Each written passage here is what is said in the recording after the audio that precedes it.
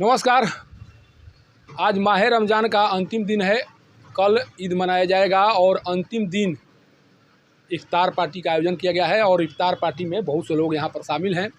इस इफ्तार पार्टी में नगर पूजा समिति के उपाध्यक्ष अशोक कुमार जी भी पहुँचे हुए हैं। सोचिए कि किस तरह से सासाराम शहर में माह रमज़ान के दौरान समरसता दिखाई पड़ती है।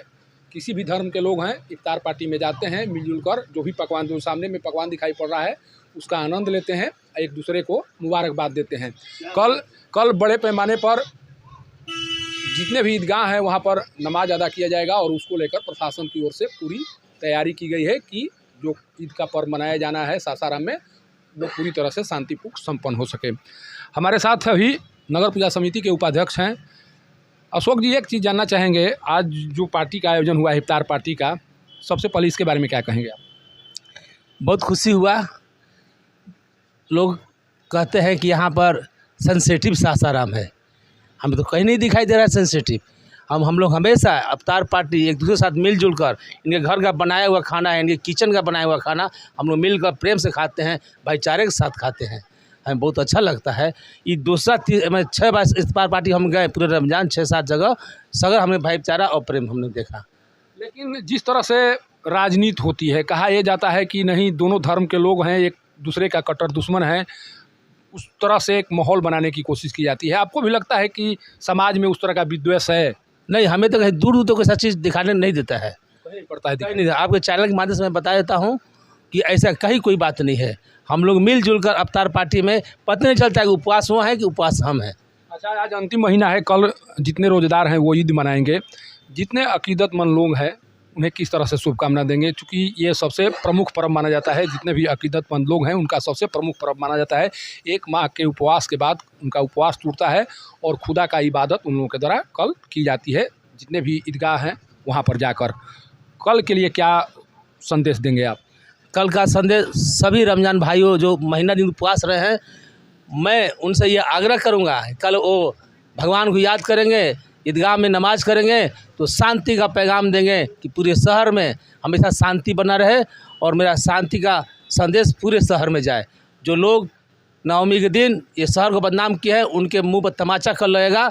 मेरे जितने भी मुसलमान भाइयों हैं कल पूरी शांति के लिए इबादत करेंगे, अल्लाह ताला से, भगवान से करेंगे कि शहर में शांति रहे और शांति रहेगा। हम लोग पूरे भाईचारे के साथ कल ईद पर्व हिंदू मुसलमान मिलकर गले मिलकर मनाएंगे, यही मेरी कामना है। अच्छा, ये चीज़ हम ये जानना चाहेंगे, जिस घटना का जिक्र आपके द्वारा किया जा रहा है, पिछली बार जो शहर का माहौल ख़राब हुआ था उस समय आपको नहीं लग रहा था कि कुछ लोग नहीं चाह रहे हैं कि सासाराम शहर में अमन शांति बना रहे, इसीलिए उस तरह का हुआ? उस घटना से आप कितना दुखी हैं?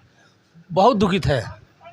मैं धन्यवाद देता हूँ यहाँ के जिला प्रशासन को, वैसे लोगों को चुन कर वह डंटा कर रही है और आने के समय भी आने वाले दिन में भी करेगी कि लोग नाम नहीं लेंगे। और इस बार तो सोचना ही नहीं है इस लोगों को। इस बार हम लोग खुद डायरेक्ट फ़ोटो खींचकर साहब लोग को देंगे, यहाँ के जिला प्रशासन को देंगे, मीडिया भाई को देंगे।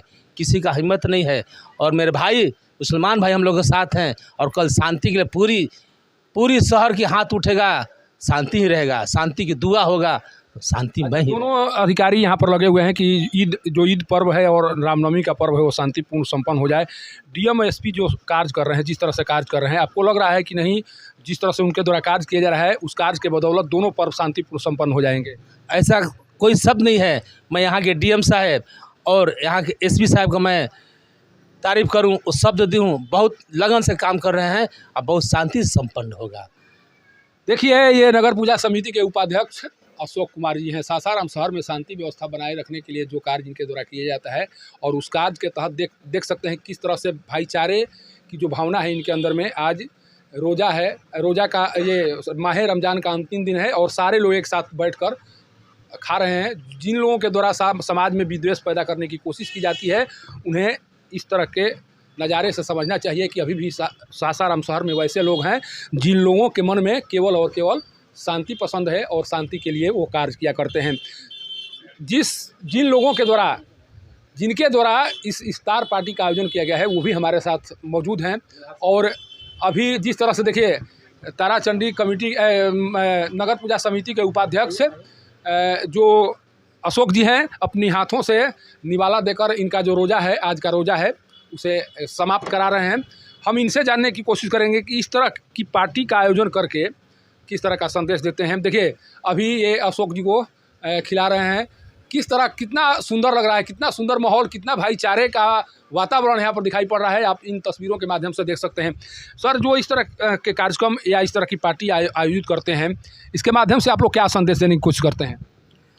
इसके बारे में थोड़ा गला ख़राब है हमारा। ये हमारे बहुत सामाजिक और बहुत सुलझे हुए आदमी हैं, और इनके अंदर में ना हिंदू है ना मुसलमान है, भाईचारगी है। और भाईचारगी से ही हम लोग यहाँ पर उनके छत्र छाया में दुकान दौरी खोल करके बैठे हुए हैं, और इनको हम ईद की मुबारकबाद पहले एडवांस देते हैं। हमारे अशोक बाबू जी हमारे साथ साथ अपने जितने भी लोग हैं इस मोहल्ले के, और हम उम्मीद रखते हैं कि उनके साथ रहने वाले सब हमें आदर और इज्जत से देखते हैं। कल ईद मनाएंगे आप लोग, सब कुछ ठीक ठाक लग रहा है ना? कोई दिक्कत नहीं लग रही है? दिक्कत नहीं है, एकदम सुख शांति से सब कुछ गुजर गया 1 महीना, और कल भी इंशाल्लाह गुजर जाएगा।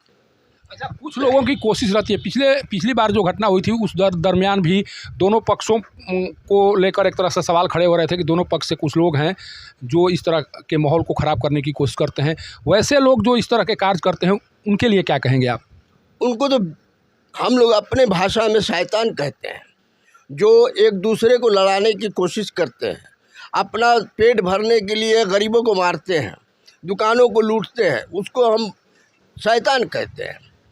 और हमारे मज़हब में शैतान पर लाहौल भेजा जाता है। अब ऐसे सामाजिक आदमी के लिए हम बहुत बहुत खुश हैं। बहुत जब बुलाया आप अफ्तार पार्टी पर आए, और इनका बहुत बहुत धन्यवाद। अच्छा, हिंदू धर्म का सबसे बड़ा पर्व रामनवमी आने वाला है, उसको लेकर किस तरह से जितने भी हिंदू भाई हैं, जितने भी लोग इस पर्व को मनाते हैं, उन्हें किस तरह से याद करेंगे आप? देखिए, हम तो किसी को ना हिंदू समझते हैं ना मुसलमान समझते हैं। हम ये समझते हैं इंसान की औलाद है, इंसान ही समझते हैं। सोचिए, जिस शब्द का इस्तेमाल इनके द्वारा किया गया, अगर उस शब्द को सभी लोग अपना ले तो सासाराम शहर में जिस माहौल को ख़राब होने की बात कही जाती है, शायद वो माहौल कभी ख़राब ही नहीं होगा। और जिस तरह से इन्होंने एक दूसरे को मुबारकबाद दी या एक दूसरे के कार्यों को सराहा गया, कुछ लोगों को देखना चाहिए और समझना चाहिए कि सासाराम शहर में कैसे कैसे लोग रहते हैं। वैसे लोग जो हमेशा शांति चाहते हैं, वैसे लोग जो चाहते हैं कि सासाराम शहर कभी बदनाम न हो। और यही कारण है कि अशोक जी जैसे और ये जो हमारे अभी रोजगार हैं, उनके जैसे सासाराम शहर में जब भी लोग रहेंगे, जब तक से रहेंगे, वाकई में कोई भी असामाजिक तत्व सासाराम शहर की छवि को ख़राब नहीं कर सकता है। कारण कि ये दोनों पहरेदार उस तरह से पहरेदारी कर रहे हैं जिस तरह से हर धर्म में रहने वाले लोगों की रक्षा करने का वादा सरकार से लेकर सभी लोगों के द्वारा किया जाता है। उसी तरह से कुछ प्रहरी सासाराम शहर में हैं, जिनके द्वारा सासाराम शहर के माहौल को बनाए रखने के लिए हर संभव कोशिश की जाती है। सासाराम से पब्लिक न्यूज़ के लिए सत्येंद्र चौबे की रिपोर्ट।